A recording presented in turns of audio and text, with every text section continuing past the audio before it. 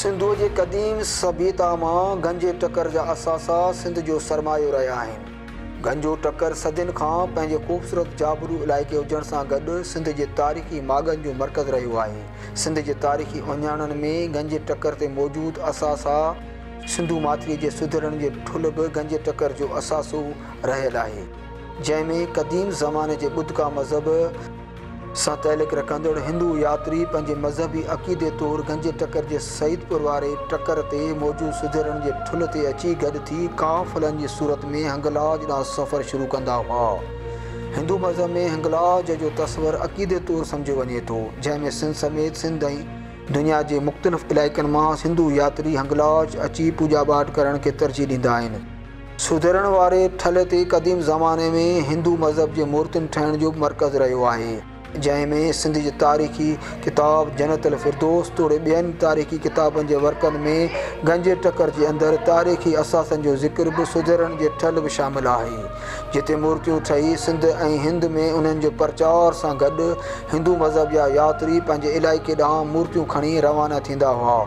ठहंदड़ मूर्तियुनि जे हिन इलाइक़े में कारोबारी मर्कज़ पिणु रहियो हो, जंहिंमें सुधरण वारे ठल दरिया जे वहिकिरे तब्दील थियण सां ठहियल क़दीम इलाइक़ो वरी खंडरात में तब्दील थियण लॻो। हाणे सिर्फ़ु खंडरात जो हिकु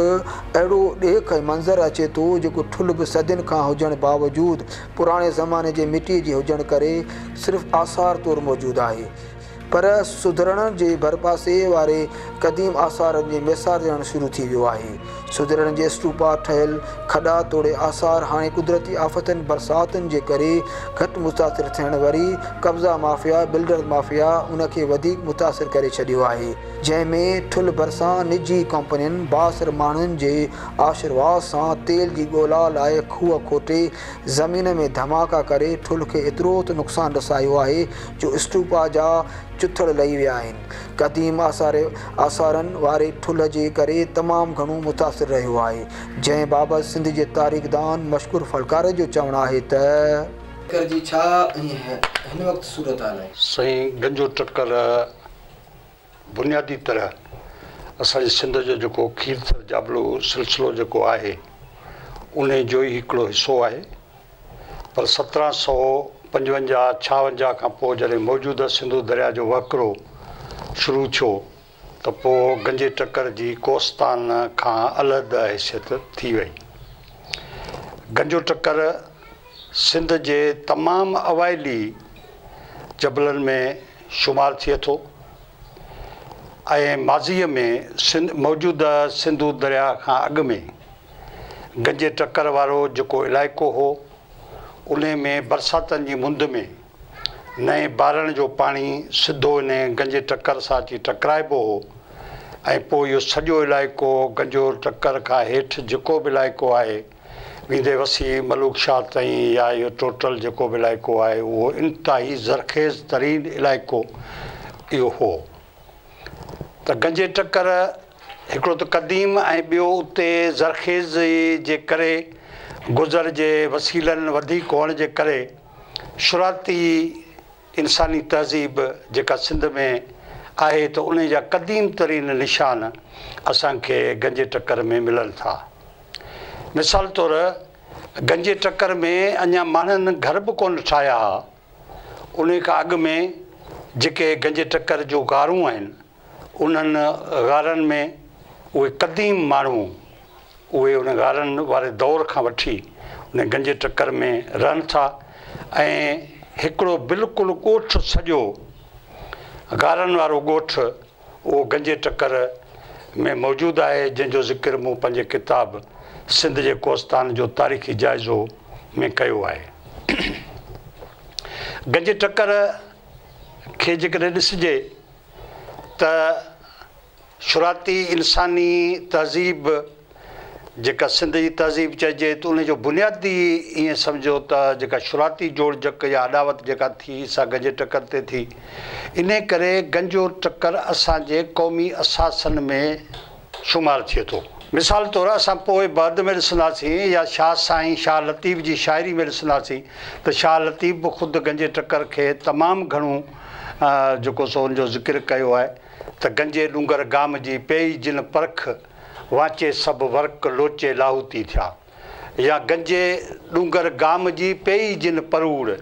छॾे सभु ज़रूरु लोचे लाहूती थिया। त इन्हनि बैतनि मंझां ई गंजे टकर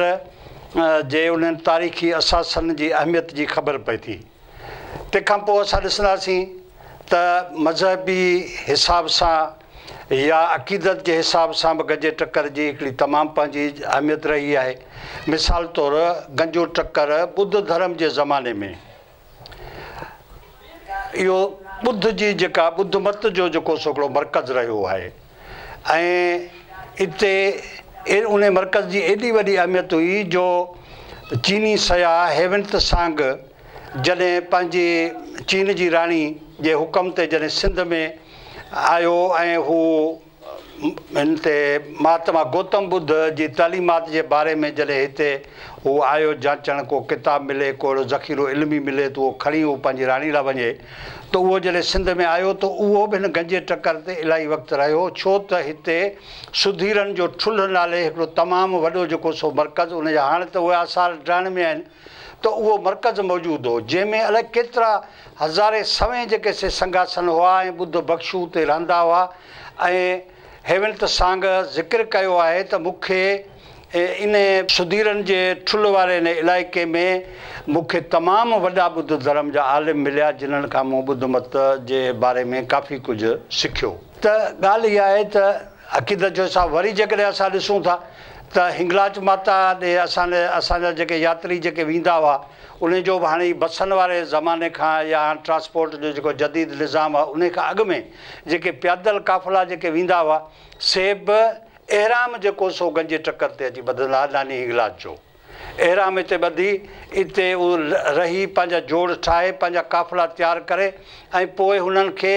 सफ़र जे सूंहें लाइ सूंहुं हिकिड़ो खपंदो हो, उहो सूंहुं हिते ई गंजे टकर तां हुननि खे मिलंदो हो, ऐं हिते सूंहां बि अची गॾु थींदा हुआ, माण्हू बि गॾु थींदा हुआ, ऐं पोइ उहो सूंहुं उन सॼे काफ़िले खे वठी हिंगलाज वेंदो हो, जंहिंखे बोराऊ चवंदा हुआ उन ज़माने में। बोराऊ माना सूंहुं, उहो सूंहुं जेको हिंगलाज माता ते वठी वञे। त उन बोराऊ जो बि शाह साईं पंहिंजी शाइरी में ज़िक्र कयो आहे। ख़ुदि शाह साईं जेको हिंगलाज माता ते जेको वियो हो जोगियुनि ऐं सामियुनि सां गॾिजी, सो बि हिन गंजे टकर खां ई उहो जेको सो ओॾे वियो हो हिंगलाज देवी ॾे। त हाणे उनजी तमामु हर लिहाज़ खां, यानी मज़हबी लिहाज़ खां बि असां ॾिसूं या अक़ीदत जे हिसाब सां ॾिसूं या तारीख़ी असां असासे जे हिसाब सां ॾिसूं त गंजो टकर इंतिहाई अहमियत रखंदड़ हिकिड़ो टकर आहे या जाबलू सिलसिलो आहे। गंजे टकर में मूं जॾहिं तहक़ीक़ात में कई, जॾहिं कोस्तान जे हवाले सां, त मूंखे गंजो टकर तमामु घणो शाहूकार नज़र आयो, ऐं उते मूं क़दीम आबादियूं, क़दीम इंसानी आबादियूं ऐं लोह जी उते सनत, माना ईअं सम्झे त उते को लोहारनि जा वॾा के कारखाना या वॾो को सनती मर्कज़ जेको सो गंजे टकर ते मूंखे नज़र आयो, छो त उते लोह जा ज़रात तमामु घणा हुआ। इवन एतिरे क़दुरु उनजो असरु आहे जो गंजे टकर ते जेके फासिल्स मिलनि था उहे बि लोही फासिल्स मिलनि था, यानी उन्हनि जो रंग जेको आहे सो लोह जे रंग जहिड़ो आहे। न त आम फासिल्स जो रंग मिटी जहिड़ो या पथर जहिड़ो हूंदो आहे, पर गंजे टकर ते कुझु मूं अहिड़ा बि फासिल्स ॾिठा जिन जो रंग लोही हो। त इहा तमामु वॾी जेका सा ॻाल्हि आहे, हिकिड़ी मुनफ़रद ॻाल्हि आहे। हाणे सूरत हाल इहा आहे त जहिड़े नमूने सां असांजे सिंध में ॿिया त सभु ज़रिया लुटिजी विया हलिया ऐं इहो जाबलू सिलसिला ई हुआ, जिन सिलसिलनि ते इंसानी हथ चुरांद घटि हुई, जंहिंजे करे उते असांजा इहे क़दीम असासा हेसि ताईं सलामत रहिया, फासिल्स सलामत रहिया, काफ़ी शयूं जेके सलामत रहियूं, क़दीम क़िला, क़दीम ॻोठ, क़दीम तहज़ीबूं, क़दीम ड्रेम ऐं बैराज, उहे सभु असांखे जेके से उते गंजे टकर में असांखे मिलिया, या पूरे कोस्तान में खीरथर जाबलू सिलसिले में असांखे मिलिया। मूं पंहिंजी तहक़ीक़ी सफ़र में उहो जेको सो लिखियो आहे पंहिंजी किताब में। त उहे सभु शयूं इन ई करे उते मौजूदु हुयूं, ऐं उते शुराती असांखे इंसानी आबादी जा ओञाण असांखे को तराश ते मिलिया, या असांखे गंजे टकर ते जेके शुराती इंसानी आबादी जा जेके निशान मिलिया, उहे निशान के हज़ारे लखे साल पुराणा आहिनि। हाणे उहे हज़ारे लखे साल पुराणा जेके असांखे असासा उते मिलिया उहो इन करे मिलिया त उते इंसानी हथ चुरांद घटि हुई इन जाबलू सिलसिलनि ते। पर हाणे इन जाबलू सिलसिलनि ते हथ चुरांद तमामु घणी वधी वई आहे। असां वटि जेका माफ़ियाऊं आहिनि उन्हनि माफ़ियानि इलाइक़नि जा इलाइक़ा उन कोस्तान जा जेके से वालारणु शुरू कया आहिनि, मक़ामी माण्हुनि खे उते लॾाइणु शुरू कयो आहे। ताज़ो आउं तव्हांखे ॿुधायां त मीटिंग स्टेशन वटि जेको हिकिड़ो तमामु वॾो तारीख़ी हिकिड़ो क़िलो आहे जेको सॼो पिंड पाण थियलु आहे ऐं उहो तमामु दुनिया जो वॾे में वॾो डिघो क़िलो आहे ऐं मूं हुन ते रिसर्च कई पे ऐं 60 किलोमीटर ताईं आउं उनखे मापे चुको आहियां। अञा उहो वञे पियो, यानी इहो तमामु घणो वॾो क़िलो जेको सो साबित थींदो, जेको हिकिड़ी वॾी डिस्कवरी साबित थींदो। गंजे टकर जे तारीख़ी जो सिलसिलो जारी आहे, जंहिंमें गंजे टकर जे तारीख़ जे अंदरि किताबनि में अलॻि अगथियूं पिणु गंजे टकर जे जाबरू इलाइक़े सां मुंसब कयूं वञनि थियूं, जंहिंमें हिन जाबरू इलाइक़े जे अंदरि क़दीम ओलाई दौर जे अंदरि इंसानु पंहिंजी शुरूआती मरले में गारनि जे अंदरि पाण खे महफ़ूज़ रखंदो हो। मौसमनि जे तब्दील थियण सां गॾु पंहिंजे रहणी कहणी पिणु तब्दील कंदो रहंदो हो, जंहिं बाबति सिंधी ॿोली जे नाले वारे लेखक अदीब एज़म भट्टी जो चवणु आहे त गंजो टकर सिंध जो तमामु वॾो असासो आहे। उन गंजे टकर सां ई जेके आहिनि से केतिरा ई जेके आहिनि से आसार आहिनि, जंहिंमें पंहिंजो शुद्ध सॾेरण बि आहे। अहिड़ा एतिरा केतिरा ई जेके माना उन सां लॻनि था। कीअं था ॾिसो त उनजी केतिरी जेका आहे माना हींअर नुक़सानु पियो थिए, गंजो टकर खे नुक़सानु पियो थिए, उते बिल्डर माफ़िया उनखे रेती चुनी में इस्तेमालु पिया कनि, कटिजी वियो आहे। गंजो टकर असल में पंहिंजी तारीख़ी अहमियत ऐं अफ़ादियत जे हवाले सां असां वटि मुख़्तलिफ़ तारीख़ी दौरनि में हिकिड़ी मुनफ़रिद हैसियत रखंदो रहियो आहे। पोइ उहो ॿुध जो दौरु हुजे, तोड़े जो अंग्रेज़नि जे दौर ताईं गंजे टकर जी हिकिड़ी पंहिंजी तारीख़ी अहमियत रही आहे। ऐं आउं सम्झां थो गंजे टकर में क़दीम आसारनि जे हवाले सां बुदका जे टकरनि खां वठी खोड़ फारियूं इन ताईं जो गंजे टकर ते खुफ़िया क़िस्म जूं गारूं पिणु हथु कयूं हुयूं, जिन जो हाणे ॼण त वजूद ई ख़तमु थी चुको आहे। ऐं हिन जी तारीख़ी अहमियत ऐं अफ़ादियत उन हद ताईं वधियल रही जो मज़हबी हवाले सां असां वटि हिकिड़ी आम कहावत आहे गंजो वलियुनि जो मंजो। त वलियुनि जो हिकिड़ो वॾो अंग वॾो तादादु उते मौजूदु रहियो आहे। उहो ई सबबु आहे जो हिन दौर खां पहिरीं बि ॿुध जे दौर में बि हितां खां हिंगलाज ऐं द्वारका जे तरफ़ जेके मज़हबी जथा वेंदा हुआ पंहिंजे इबादती रस्मुनि जे हवाले सां, उन्हनि जी हिकिड़ी पंहिंजी अलॻि ऐं मुनफ़रिद तारीख़ आहे। दुनिया जे मुख़्तलिफ़ अंग्रेज़ सियाहनि खां वठी असांजे सिंध जे क़दीम आसारनि जे माहिरनि इश्तियाक़ अंसारी खां वठी MH पंवर ताईं खोड़ सारनि दोस्तनि उन्हनि जी तारीख़ी अहमियत ऐं अफ़ादियत खे हमेशह उजागर कयो आहे। पर बदकिस्मती सां 1947 खां पोइ जॾहिं हिन खिते जे अंदरि हिन इलाइक़े जे अंदरि सनती ज़ोन क़ाइमु थियणु शुरू थिया त हिन क़िस्म जा जेके क़दीम आसार हुआ उन्हनि जी भेल जो जेको हिकिड़ो न खुटंदड़ सिलसिलो आहे उहो शुरू थी वियो। उहो ई सबबु आहे जो फरमाइकार धुरियुनि तोड़े असांजे हुकूमती अख़्तियारनि उन्हनि समूरियुनि शयुनि खे नज़रअंदाज़ कंदे हिकिड़ी सनती यलगार जेका आहे उहा लागू करे छॾी। ऐं उन सनती यलगार में गंजे टकर जेको पंहिंजी तारीख़ी अहमियत ऐं अफ़ादियत रखंदड़ हिकिड़ो ख़ूबसूरत सियाहती माॻ हो। तोड़े जो सॼी दुनिया में जाबलू सिलसिला जेके बि आहिनि या हिन क़िस्म जूं जेके सियाहती पॉइंटूं आहिनि, सियाहती जेके माॻ आहिनि या सियाहती जेके मकान आहिनि, उन्हनि खे सॼी दुनिया प्रोमोट करे उन्हनि मां पंहिंजो नाणे जा ज़ख़ीरा पैदा करण जी कोशिशि कंदी रही आहे। पर असां सां वेधन इहो आहे त असां पंहिंजे सियाहती माॻनि खे, पंहिंजे क़दीम आसारनि खे न रुॻो इनफ़रादी तौर ते पर इज्तमाही तौर ते असां उन्हनि जी हौसला शिकनी कंदे उन्हनि जी तबाही ऐं बर्बादी जो सामान मुहैया कंदा रहिया आहियूं। इहो ई सबबु आहे जो हिन वक़्तु हिन सनती यलगार में न रुॻो इंडस्ट्रीज़ खां वठी पर असांजा जेके बिल्डर हज़रात आहिनि उहे बि हुकूमती सरपरस्ती में गंजे टकर जी जेका भेल करे रहिया आहिनि। ऐं नथो सम्झां त उन में रुॻो को असांजो सनती ज़ोन या असांजो बिल्डर माफ़िया शामिलु हुजे, पर आउं सम्झां थो त गंजे टकर जी जेका तबाही ऐं बर्बादी आहे उन में असांजे अस्करी इदारनि जो बि किरदारु रहियो आहे। हिन वक़्त ताईं बि अस्करी इदारा जेके आहिनि उहे उन भेल में शामिलु आहिनि। तव्हां गंजे टकर जी फिज़िकली तव्हां उते वञी मुआइनो करियो त तव्हांखे सॼी शइ ज़ाहिर थींदी त कहिड़ियूं कहिड़ियूं धुरियूं जेके आहिनि हिन गंजे टकर जे पोयां उहो साॻियो जेको तरीक़ो रवा रखियो पियो हुजनि जेको असांजो माज़ी में कारूंजर फार्म जारी रहियो आहे। आउं सम्झां थो अहिड़े क़िस्म जी जेकॾहिं यलगार जारी रही त हीअ असांजो हिकिड़ो क़दीम तारीख़ी अहमियत वारो जेको जाबलू सिलसिलो आहे उहो कुझु सालनि खां पोइ पंहिंजी तारीख़ी अहमियत ऐं अफ़ादियत विञाए रहंदो। जाबलू इलाइक़े गंजे टकर खे शाह लतीफ़ पंहिंजे शाइरी में पिणु घणी अहमियत ॾिनी आहे। शाह जे रिसाले में गंजे टकर खे जेके शाइरी ज़रिए अहमियत ॾिनी वई आहे, जंहिंमें गंजे टकर जे असासनि खे पंहिंजे शाइरीअ में जेका अहमियत ॾिनी वई उन में शाह लतीफ़ जे बैतनि जे ॼाण रखंदड़ प्रोफेसर अदीब डॉक्टर कादिर बख्श मंगसी जो चवणु आहे त जो डूंगर असांजो तारीख़ी जबल आहे। आउं सम्झां थो त 1689 में लतीफ़ ॼाओ ऐं लतीफ़ जॾहिं बि भिट तां ईंदो हो त इन गंजे डूंगर ते घुमंदो हो ऐं इहो सफ़रु कंदो हो ऐं गंजो उन गंजे ते हुन जा काफ़ी जेके आहिनि से बैत आहिनि। जीअं चई त गंजे डूंगर गाम जो पयो जिन परो छॾे खेट खरो लोचे लाहूती थिया। त गंजे डूंगर में असांजा जेके पहाड़ी सॼी पहाड़ आहे उन ते कब्ज़ो थी रहियो आहे ऐं नोगो एरिया लॻी पई आहे। माण्हुनि खे उतां ज़ोरी ज़बरदस्ती लॾ पलाण कराई पई वञे, पंहिंजे घरनि मां लोधे कढियो पियो वञे, उन्हनि जा मालिकाणा हक़ उन्हनि खां खसिया पिया वञनि ऐं विख विख ते उन्हनि खे तंग कयो पियो वञे।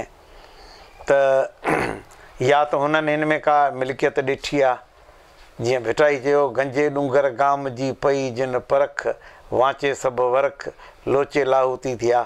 त हाणे इहो जेको जबल आहे उहो असांजो क़ीमती सरमायो आहे।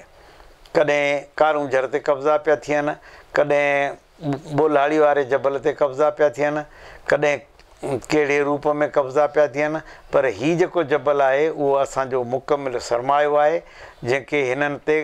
कब्ज़ो ॼमायो आहे। इहो न ॼमाइणु खपे। क़दीम जेके सिंधी ते वेठल आहिनि उन्हनि खे दरबदर न कयो वञे। इन लाइ असां सभिनी खे आवाज़ु उथारणु खपे ऐं हुकूमत पंहिंजा पलीत जेके इक़दामात करे रही आहे उन सां अफ़रा तफ़री वधे पई, माण्हुनि में बेचैनी अचे पई ऐं असांजा जेके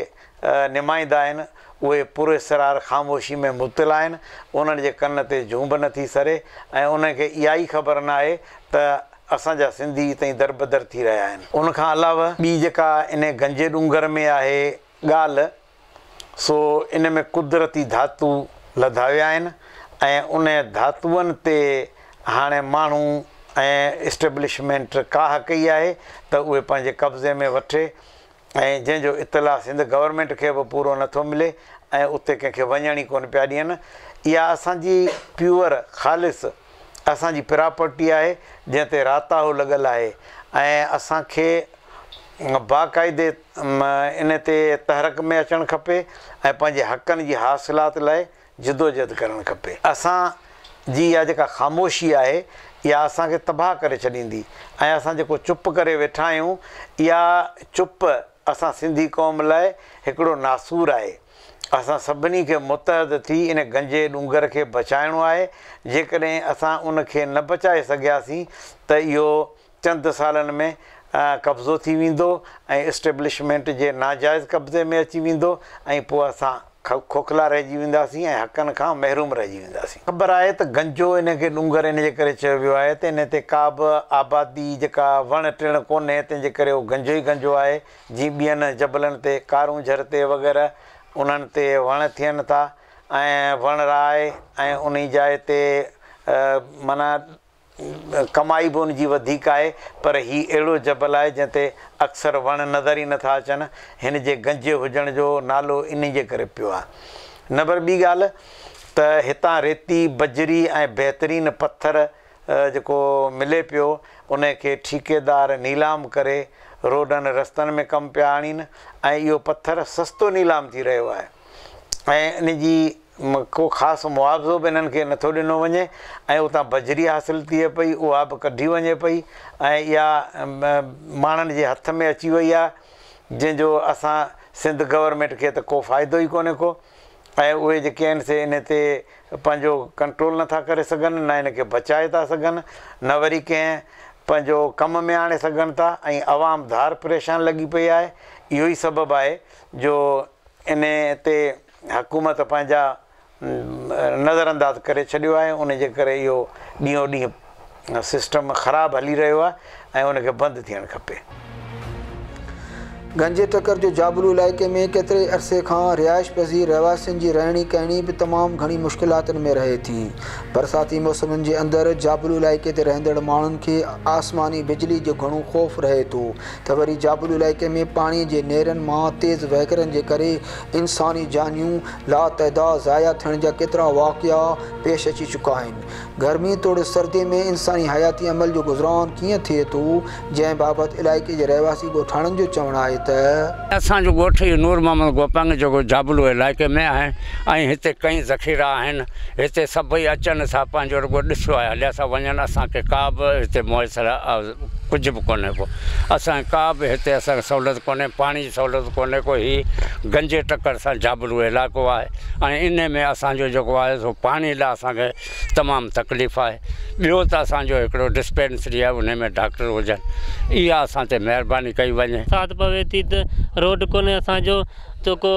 डिलीवरी थिए थी त पोइ सॼो ॾींहुं हिते गाॾियूं फाथियूं पियूं आहिनि। असांजो हुते को कई माण्हू मरी चुका आहिनि, को भलायो कादल, को एक्सीडेंट, को कीअं कई को बीमार, पर माना कंहिं ॻाल्हि जी सहूलियत कोन्हे। 50-60 साल थी विया आहिनि पर असांखे का बि हिते सहूलियत मौजूदु न आहे। न असांखे पाणी जी सहूलियत आहे, न असांखे हिते रोड जी सहूलियत आहे। ऐं तंहिंखां सवाइ जेको आहे सो असां हिते रहूं था पर असांखे सहूलियत का बि मौजूदु कान्हे का। हुकूमत का बि असांखे सहूलियत कोन ॾिनी आहे। वेहण जी टकर ते जबल ते वेठा आहियूं त का बि सहूलियत कोन्हे, न रोड, न रस्तो, न पाणी, न छाणी, असां का शइ कान्हे। तव्हां पाण ॾिसो बीठा, हिते का बि शइ कान्हे, सहूलियत असांखे का बि हुकूमत कान ॾिनी आहे। हिते जी आबादी तक़रीबन 300 घरनि ते मुश्तमिल आहे ऐं तंहिंमें वॾो ॻोठु आहे ऐं पाणी जी का बि सहूलियत मुयसरु न आहे ऐं तक़रीबन 2 किलोमीटरनि खां पाणी भरे हिते ईंदा आहिनि। DC डिस्पेंसरी जेका अॼु ताईं बिल्डिंग मौजूदु आहे पर उनमें अॼु न मेडिसन आहे, न दवाऊं आहिनि, न का सहूलियत ॻोठ वारनि खे मुयसरु आहे। ऐं उन खां अलावा हिते सुई गैस जूं लाइनूं वञनि थियूं ऐं हिते सुई गैस जी बि का बि सहूलियत मौजूदु न आहे ऐं कंहिं बि क़िस्म जी ॻोठ वारनि खे का बि सहूलियत मुयसरु न आहे। ऐं बस वारनि खे वज़ीर आला सिंध, गवर्नमेंट सिंध खे अपील थो करियां हिते रोड बि जी मरमत कराए ॾिनी वञे। उनखां अलावा DC डिस्पेंसरी जी सहूलियत ॾिनी वञे ऐं उनखां अलावा पाणी जी सख़्तु ज़रूरत आहे, जेका पाणी मुहैया कयो ॾिनो वञे। उहो तव्हांखे मूं ॿुधायो आहे पहाड़ी इलाइक़ो आहे ऐं हितां तक़रीबन जॾहिं बारिश थींदी आहे तॾहिं हिन में काफ़ी ॿूटियूं थींदियूं आहिनि फ़ाइदेमंद, यानी कि ॿूटियूं उन्हनि में शुगर जी दवा बि थी सघे थी, ब्लड कैंसर जी बि थी सघे थी ऐं हीअ जेका खाजी वग़ैरह थींदी आहे इन जी दवाऊं बि हितां ड्रामा जो हिकिड़ो वण चयो वेंदो आहे जेको असांजे जबल मां पटे करे वेंदा आहिनि ऐं इनशाला फ़ाइदेमंद शइ आहे जबल असांजो। ऐं काफ़ी माज़ी खां वठी असां हिते जा रहवासी आहियूं। सिंधु माथिरी जे गंजे टकर जे तारीख़ी असासनि में मज़हबी इबादत गाहनि जो बि वॾो अंगाखर मौजूदु आहे, जंहिंमें गंजे टकर जे अंदरि इस्लाम जे अज़ीम सिपह सालार मौलाए काइनात हज़रत अली अलैहिस्सलाम जे क़दम मुबारकनि जो बि गंजे टकर ते हिकु अलॻि मुक़ाम ठहियलु आहे त सिंध जे अज़ीम सूफ़ी बुज़ुर्ग निहाल शाह नूरी जो बि मक़बरो जबल जे चोटीअ ते ठहियलु आहे, जिते केतिरा ई अक़ीदतमंद पहिरें पंधु जबल ते चढ़ी दरगाह ते ज़ियारत जो शर्फ़ हासिलु कंदा आहिनि। साॻे तरीक़े सां हिंदू मज़हब सां तइल्लुक़ रखंदड़ हिंदुनि जा मंदर बि अञा ताईं गंजे टकर ते तारीख़ी असासनि तौरु ठहियलु आहिनि, जिते तारीख़ी असासनि में हिंदू यात्री अची पूॼा पाठ बि अञा ताईं कंदा रहंदा आहिनि। गंजे टकर पंहिंजे सूंहं में बरसाती मौसम दौरान सावक सां पंहिंजे नवां रंग रूप जोड़े जबल ते आयल सियाहनि जो मर्कज़ रहंदो आहे, जंहिंमें हाणे बिल्डर माफ़िया जाबुर इलाइक़े मिटी, रेती ऐं चुन जे तोड़े पथरनि जे भटियुनि हणण लाइ जबल जी एतिरी त खटाई कराए छॾी आहे जो उन जी सूंहं खे मुतासिर करे छॾियो आहे। जाबुर इलाइक़े जे दरिया सां लॻंदड़ हिसे ते वरी कब्ज़ा माफ़िया ज़रई पोख लाइ ॿेला ठाहे छॾिया आहिनि। जिते गैर कानूनी तौर कब्ज़ा करण सां गॾु बासर माण्हू दरिया जे किनारनि ते ट्यूबवेल लॻाए पाणी हासिल करण सां गॾु ज़रई पोख लाभ हासिल करे रहिया आहिनि, जंहिंमें बिल्डर माफ़िया गंजे टकर ते प्लाटिंग जो कमु बि शुरू करे छॾियो आहे, जंहिंमें वरी कुझु इलाइक़नि मां अणलभ शयूं मिलण जो हुकूमती इदारनि हंध खे महफ़ूज़ करण लाइ चार दीवारी ऐं खारदार तारुनि ज़रिए गंजे टकर जे जबल जे केतिरे इलाइक़े खे महफ़ूज़ करे छॾियो आहे, जंहिंमें आम माण्हुनि जे अचण वञण ते पुर पाबंदी लॻल आहे, जंहिंजे करे जाबलू इलाइक़े जे रहवासियुनि ॻोठाणनि खे बि अचण वञण लाइ रोकियो वञे थो। पर उन जे बावजूदि गंजे टकर जो फितरी तौरु एतिरो त वॾो हिसो अञा ताईं मौजूदु आहे जेको फितरत जे हिन क़दीम सूंहं लाइ साबिया बणियलु आहे। ज़रूरत हिन ॻाल्हि जी आहे त वफ़ाक़ी ऐं सूबाई सरकार जे आकलियाजी इदारनि तोड़े ॿियनि इदारनि खे सिंध जे क़दीमी माउ गंजे टकर जे असासनि खे वधीक तबाही खां बचाइण लाइ न सिर्फ़ु अमली तौरु उफ़ा वठणु घुरिजनि पर मुतबाह थियल तारीख़ी असासनि जी मालिकी करण सां गॾु जाबुलू इलाइक़े मां मिलंदड़ कुदरती वसीलनि जे लाभ हुकूमत जे क़ौमी मालियाती इदारे में महफ़ूज़ करे छॾणु घुरिजे त जीअं मुल्क जी तरक़ी ऐं ख़ुशहाली लाइ कुतब आणे सघिजे। कैमरामैन ख़ादम जिस कहण सां गॾु ग़ुलाम नबी कीरियो, KTN न्यूज़ टंडो मोहम्मद ख़ान।